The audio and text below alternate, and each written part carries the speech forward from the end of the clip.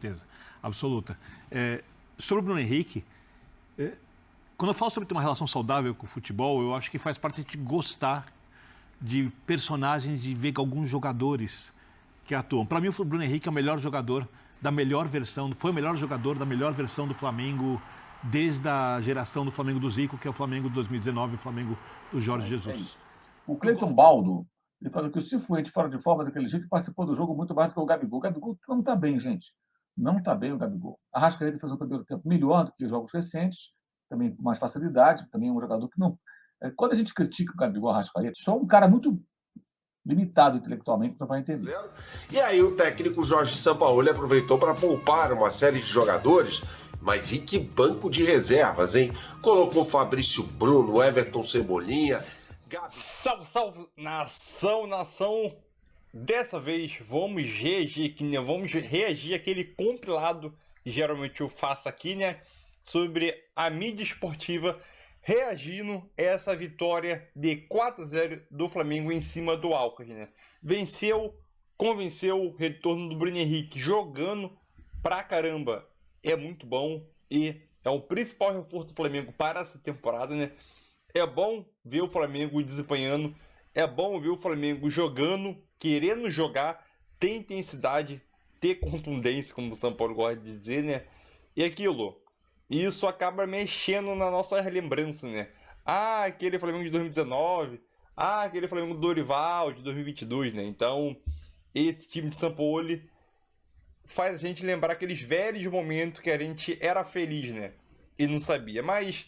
a gente tem tudo para voltar a ser feliz com o São Paulo agora nessa reta final de temporada. Vamos embora com um compilado aí da mídia esportiva regindo o Flamengo e Alcas. E vai deixando seu like e a sua opinião também. E vamos embora com mais um vídeo aí. Tamo junto. Venceu 4-0. A equipe do Alcas, fraca a equipe do Alcas, mas isso não perdeu o Flamengo líder da chave, muito em função da errática campanha rubro-negra nessa Copa Libertadores, né? O Flamengo foi muito mal no jogo contra o Alcas no segundo tempo, perdeu na altitude de Quito, empatou com o Ñublense, não venceu o Racing quando teve chance de ganhar na Argentina, então desperdiçou 3 oportunidades de pontuar mais. Time muito fraco do Alcas, não é novidade nenhuma, consegue ser pior do que o Ñublense, fica em quarto, eliminado das competições da Confederação Sul-Americana, Conmebol, mas o Flamengo hoje, pelo menos, fez um jogo dentro daquilo que se esperava, né? Jogou bola, né? Jogou, foi lá, ganhou o jogo, fez seu papel, enfim. A torcida ficou feliz, mas a gente tem que ser crítico. Há uma semana, menos, né? Há 6 dias, o Flamengo tomou de 4-0 do Bragantino. E no domingo fez um jogo muito ruim contra o Santos. Então não é porque goleou o Alcas que está tudo bem. Tem que fazer mais, tem que ser mais regular, tem que manter essa pegada. A grande notícia foi o Bruno Henrique, né? A participação muito boa no primeiro tempo, fez o gol. Isso foi muito legal de ver, porque é um jogador que precisa ir muito, né? Readquirir confiança para que ele possa ser decisivo, como sempre foi com a camisa rubro-negra. Essa live tem um jogo, ele colocou um time hoje com muitos jogadores que não são titulares. Até eu fiz uma live no Instagram antes do jogo, e muita gente, não, por que mudou o time? Por que o Pulga não vai jogar? O Gerson está fora. Gente, é óbvio, né? O Felipe Luiz conseguiu jogar os 90 minutos, mas assim, a dúvida do Felipe Luiz é jogar 90 minutos numa partida mais difícil, com mais intensidade. Ele é muito inteligente, muito lúcido. Né? O Felipe Luiz é um puta jogador. O negócio do Felipe Luiz são as lesões, jogador desgastado e tudo mais. Né? Então, hoje, ele conseguiu fazer os 90 minutos, mas o Flamengo precisa equacionar isso. Eu entendo o Varela não jogar nem no jogo como esse, pelo menos no segundo tempo. Até o Fabrício Bruno na lateral. Enfim, mas é isso. O Cleiton Baldo, ele falou que o Cifuente fora de forma daquele jeito participou do jogo muito mais do que o Gabigol. O Gabigol não está bem, gente. Não está bem o Gabigol. A Arrascaeta fez um primeiro tempo melhor do que os jogos recentes, também com mais facilidade, também é um jogador que não... Quando a gente critica o Gabigol Arrascaeta, gente, só um cara muito limitado intelectualmente não vai entender. Ninguém está contra esses caras, mas apenas questionando jogadores de um alto nível, muito caros, e que sabem da sua importância para o Flamengo, que podem produzir mais, por que não estão produzindo? Então, é uma cobrança, um questionamento, né? Não é alguém contra. Enfim, não tem sentido, né? Reclamar quando saiu a escalação foi impressionante. Exato. Cara, as pessoas acham que...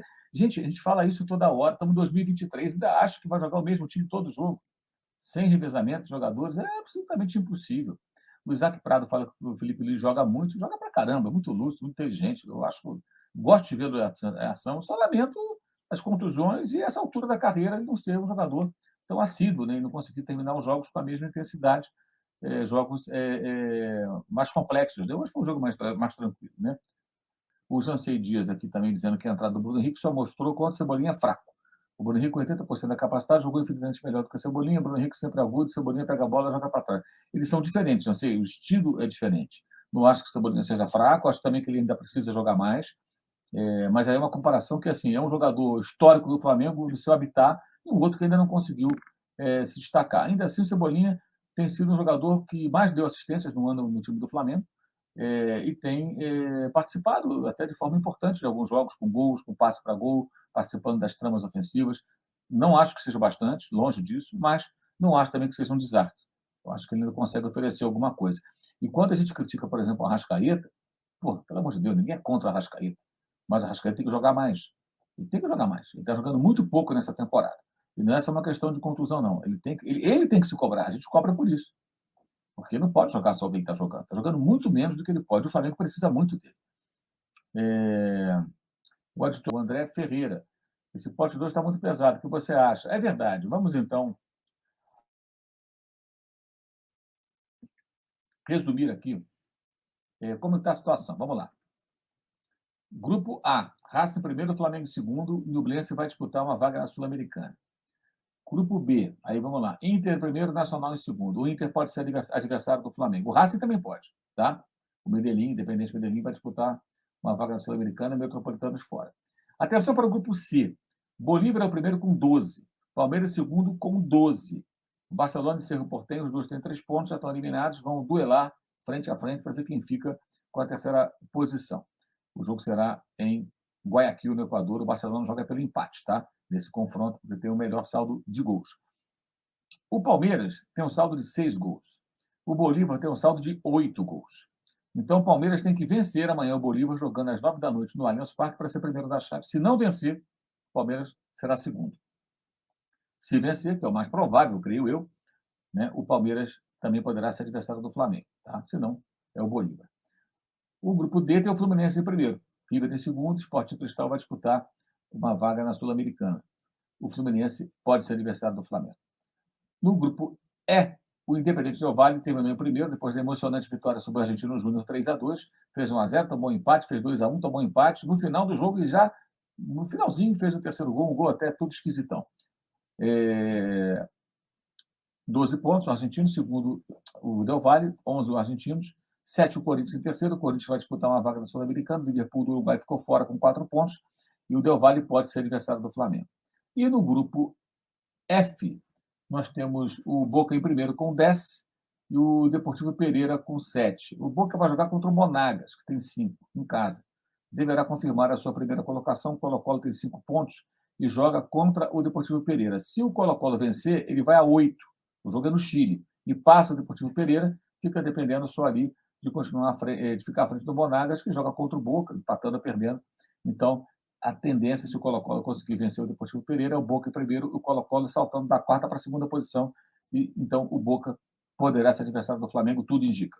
E no grupo G de gato, o Atlético Paranaense, primeiro colocado, o Atlético Mineiro, segundo, poderemos ter Flamengo e Atlético Paranaense, evidentemente. Para finalizar o grupo H, o Olímpia foi o primeiro colocado, o Atlético Nacional foi o segundo, o Patronato, lá da Argentina, que está na 2ª divisão da Argentina, em terceiro, essa equipe vai disputar uma vaga na Sul-Americana.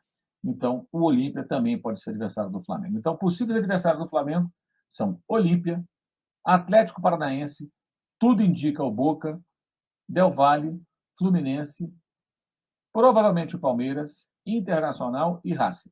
Esses são os times que poderão cruzar o caminho do time de Jorge Sampaoli na fase de mata-mata da Libertadores, na próxima fase da Copa Libertadores da América. Tá?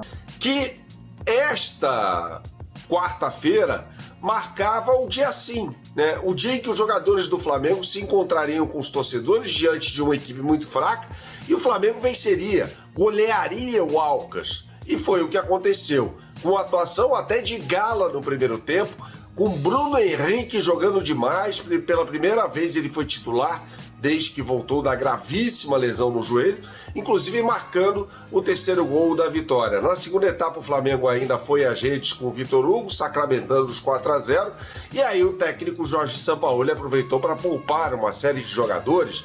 Mas e que banco de reservas, hein? Colocou Fabrício Bruno, Everton Cebolinha, Gabigol, Pulgar, o jovem Matheus Gonçalves, de 17 anos, que não soube aproveitar muito bem a oportunidade que teve, mas de qualquer maneira deu a lógica. O Flamengo se classificou, e a gente sabia que ia se classificar, mas obteve a vaga apenas na segunda colocação, que o coloca diante de um adversário, em tese, mais complicado na segunda fase, na fase de oitavas de final, né? Quando começa de fato o mata-mata da competição. Vejamos se o Flamengo consegue manter essa tendência de bons jogos. Não dá nem para usar o recorte da partida contra o Santos, porque o Flamengo jogou muito mal. Mas fez uma boa partida contra o Alcas, repito por aqui, um adversário muito fraco, e agora tem uma sequência muito dura. Fortaleza, uma das 3 melhores defesas do Campeonato Brasileiro, Atlético Paranaense pela Copa do Brasil e o Palmeiras de São Paulo. Vejamos qual será o Flamengo, se haverá dia sim nos próximos jogos do Flamengo. Urugo também muito bem, né? Já que falávamos da identificação do torcedor do Corinthians com a base, a torcida do Flamengo também tem enorme identificação com a base, e o Vitor Hugo honrou hoje, jogou bola demais. Sua posição, meus amigos. Situação dos potes nesse momento. O Flamengo com o Nacional do Uruguai, River Plate, Argentino Júnior, Galo e Atlético Nacional da Colômbia. Pote 2 esse, né? Podendo enfrentar nas oitavas de final o próprio Racing, né, que foi adversário dele agora, Internacional, um clássico brasileiro, Fluminense, um clássico estadual e nacional, Independente Del Valle, time duro, que derrotou o Flamengo na Recopa Sul-Americana, antes de começar a Libertadores. O Furacão Atlético Paranaense, que seria a reedição da última final, e o Olímpia do Aguirre, que fez um ótimo papel nessa primeira fase. E amanhã, a depender do que aconteceu, o Palmeiras aí ganhando o pote 1, não ganhando pote 2. Pote 2 também. Então, perdendo. O Boca Juniors deve ser o pote 1 também, e ali a disputa pelo pote 2 com outros times. Time muito fraco, é o preço, entre aspas, que o Flamengo vai pagar por um time que perde para esse Alcas no momento que perdeu fora de casa e também não ganha do Nublense fora de casa. O torcedor do Flamengo hoje sai muito feliz. Na entrevista do Bruno, você fala ali que ele fala bastante, é o grande personagem desse jogo de hoje. O torcedor sai feliz porque é difícil você desvincular a imagem de felicidade do torcedor do Flamengo ao ano mágico de 2019. E ele vê o Bruno Henrique esticando, acelerando, participando, servindo, construindo, sendo protagonista. Ele vê um Felipe Luiz muito bem hoje, Felipe Luiz hoje, daquelas bolas que ele joga, que a gente para e fala, sabe muito, com inteligência, hoje sem talvez esticar. O lado esquerdo foi meio déjà vu para... E pega esse déjà vu e ele vê o que ele gosta também, que é um jovem se firmando, jovem que já vinha bem. Só não foi melhor essa temporada porque passou um tempo longe do time por lesão. Vitor Hugo muito bem, o quarto gol dá para coroar essa atuação com o Bruno, com o Pedro servindo, que não acontecia, chegando gente muito boa de qualidade daqui a pouco. Eu acho que talvez seja uma tendência muito mais de seguir isso de alguma forma positiva do que de agora ser algo muito fora da curva. O São Paulo está testando, está mexendo, é um início de trabalho de São Paulo. Então o torcedor do Flamengo tem todo o direito de ficar muito animado com o que ele viu hoje. Eu acho que os jogos contra Santos e o jogo de hoje, ambos os jogos do último e esse, não são jogos que servem para tirar uma conclusão do que esse time vai produzir. Mas você tira recados, né? Tem recados positivos. Sim. Mas eu quero ver esse elenco oferecendo uma sequência longa de jogos à altura do seu potencial. É a pergunta. Eu não vou entrar na polêmica do Bruno Henrique com a notícia do Mauro César. O Mauro César é um jornalista experiente que dá informações várias vezes corretas sobre o Flamengo. Ele não inventou a notícia, eu tenho certeza absoluta, né? Então, é para ser considerada. Não vou entrar na polêmica. Não sei o que aconteceu. Eu sei que ele não inventou a notícia, tenho certeza absoluta. Sobre o Bruno Henrique... Quando eu falo sobre ter uma relação saudável com o futebol, eu acho que faz parte de a gente gostar de personagens, de ver alguns jogadores que atuam. Para mim, o Bruno Henrique é o melhor jogador da melhor versão, foi o melhor jogador da melhor versão do Flamengo desde a geração do Flamengo do Zico, que é o Flamengo de 2019, o Flamengo do Jorge Jesus. Eu gosto muito do Bruno Henrique e é muito bom ver o Bruno Henrique recuperando parte, pelo menos, da forma que o transformou nesse jogador, que é um jogador que depende muito da parte física, da velocidade, ele falava ali, da velocidade que ele conseguia atingir, da explosão muscular, também é como ele chega quando ele faz um pique nessa velocidade, com que força ele chega para finalizar, quanto ele aguenta do tranco para não cair, né? Então, acho que toda essa evolução do Bruno Henrique é muito positiva. Acho que o Bruno Henrique é um jogador que tem muito a cara do Flamengo, que representa muito o que é o Flamengo, a torcida do Flamengo, uma torcida nacional, uma torcida fanática. Ele é assim, e eu, obviamente que se jogar mal eu vou criticar, mas eu torço muito para que esse cara consiga voltar a jogar o futebol que ele já mostrou um dia. Eu acho que é muito bom para o Flamengo e muito bom para o nosso futebol que consiga. E eu prefiro esperar, repito, para entender o que vai acontecer. Não acho que esse pote 2 ele é tão assustador como normalmente seria. Ele tem Atlético e River. E eu não gostaria de pegar o Atlético e o River de nenhum jeito no mata-mata logo cedo. Né? É muito melhor pegar o Racing do que pegar o River. Não, mas com o Flamengo na O Flamengo tem muita dificuldade com o Racing fora de casa. Mas eu acho que isso é uma coisa jogando bem, acaba não. São times incomparáveis quando a gente fala de qualidade. Muita dificuldade quando era melhor, inclusive. Tudo bem, perfeito. E vai decidir fora. Mas eu não acredito que isso vai persistir só pela A camisa. questão do decidir fora é importante também, né? Porque o Flamengo chega hoje a 23 jogos de invencibilidade como mandante na Libertadores. E vai viver uma situação que não tem sido a situação, porque o Flamengo tem sido sempre o primeiro colocado e feito uma das melhores campanhas. É ruim se pegar o Palmeiras. Um Fla-Flu é um jogo que vai definir fora. É um jogo cardíaco por tudo que vem acontecendo, mas eu não sei o que você pensa, Jean, já te tocando a bola. É óbvio que cair no pote 1 e decidir em casa é melhor, mas eu acho que, olhando, por exemplo, alguns times tipo Olímpia, Racing, a gente vai ter no pote 2 equipes mais fortes que equipes do pote 1. Então, tem que esperar o sorteio para entender se isso foi uma coisa ruim ou não. É óbvio que o segundo lugar num grupo como esses é um fracasso para o time que tem um elenco como esse, que devia ter terminado em primeiro lugar nessa fase, já. Eu tenho a impressão, assim, que, claro, considerando que o Palmeiras vá para o pote 1, vence o Bolívar amanhã, vai para o pote 1 e não para o pote 2. Porque se ele for para o pote 2, isso que eu vou falar nem faz sentido. O pote 2 é melhor que o... Porque eu acho que, nesse momento, você tem praticamente uma equivalência de forças entre o pote 1 e o pote 2. É muito parecido mesmo. Então, nessa altura do campeonato, quando você tem o Flamengo, o River Plate e o Atlético Mineiro no pote 2... No fim das contas, você ser primeiro colocado, olhando única e exclusivamente para o enfrentamento das oitavas, olha, dá quase na mesma, porque, eu repito o que eu disse ontem. Ontem a gente, quando começou a Libertadores, a gente tinha como os 4 principais favoritos da competição, não me lembro a ordem, Flamengo, Palmeiras, River Plate e Atlético Mineiro.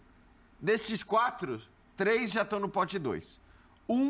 Briga ainda para ficar no pote 1. Então, eu não consigo, sinceramente, olhar para os potes e dizer, não, o pote 1 é muito mais forte do que o 2.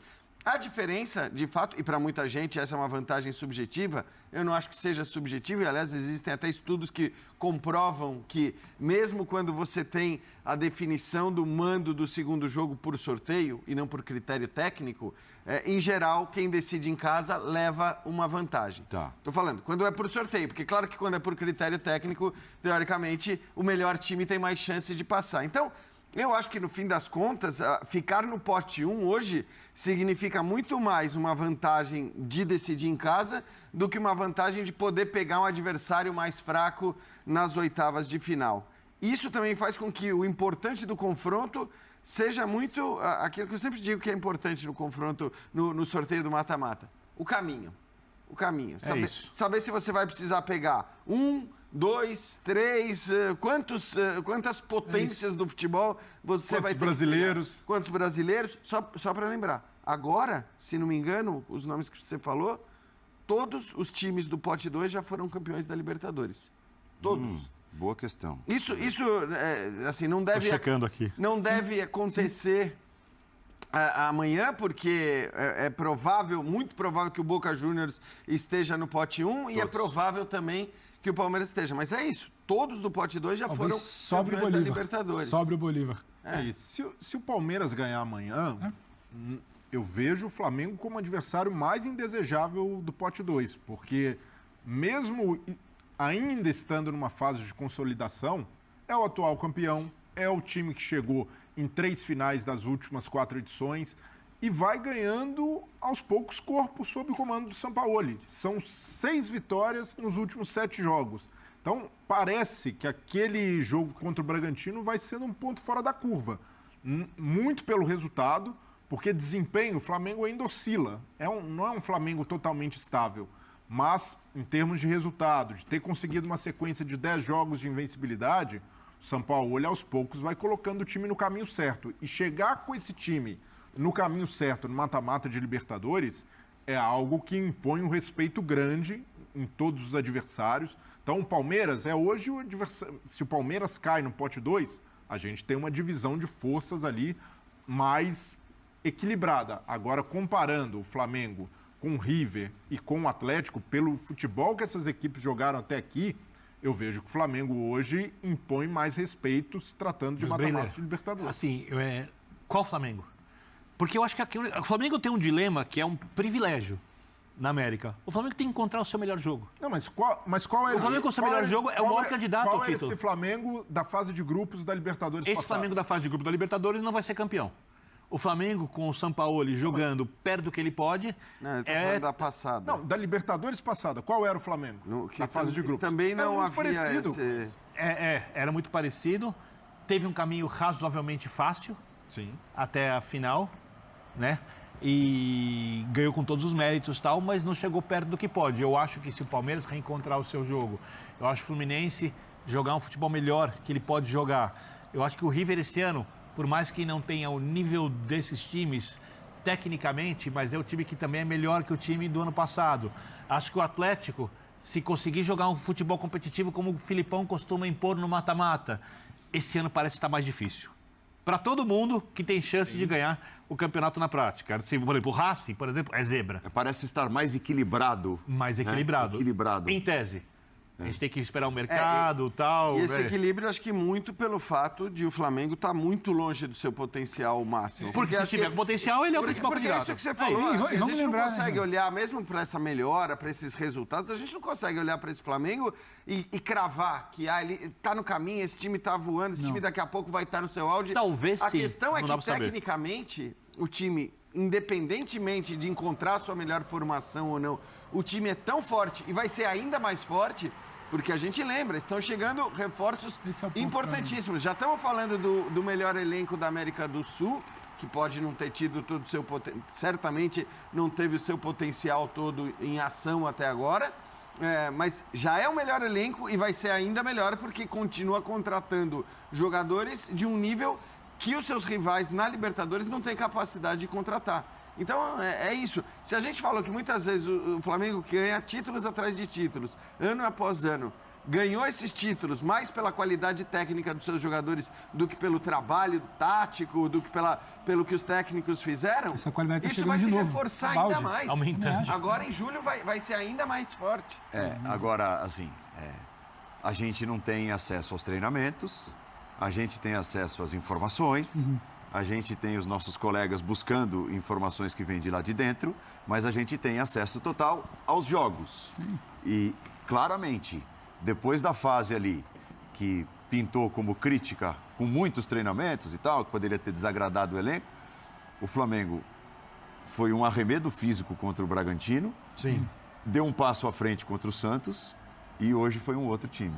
Chegou num ponto alto, digamos assim, desde o fim da data FIFA. E o Bruno Henrique como símbolo máximo disso. O jogador que foi preservado, já alcançou aparentemente o nível ideal. E tem outros indícios que mostram que o Flamengo está caminhando como equipe.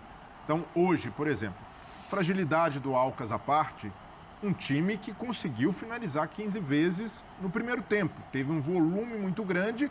E, por outro lado, não deixou o adversário chegar perto da área. O Alcas finalizou 2 vezes só, uma delas... Nenhuma no gol. Bola parada, nenhuma no gol. Então, o Flamengo que vinha sofrendo nos últimos 5 jogos uma média de 20 finalizações, hoje, sofrer menos de 10, já é um ponto interessante, principalmente de... O Flamengo ganhar do Santos é uma obviedade. Tomar 2 gols do Santos não é uma obviedade nesse momento. É o ponto. E por quê? Pelo que o Brenner fala, concede muito a muitos jogos. Sim. Concede, inclusive, naquele 3-0 do Grêmio. Repito, o Matheus Cunha foi melhor em campo.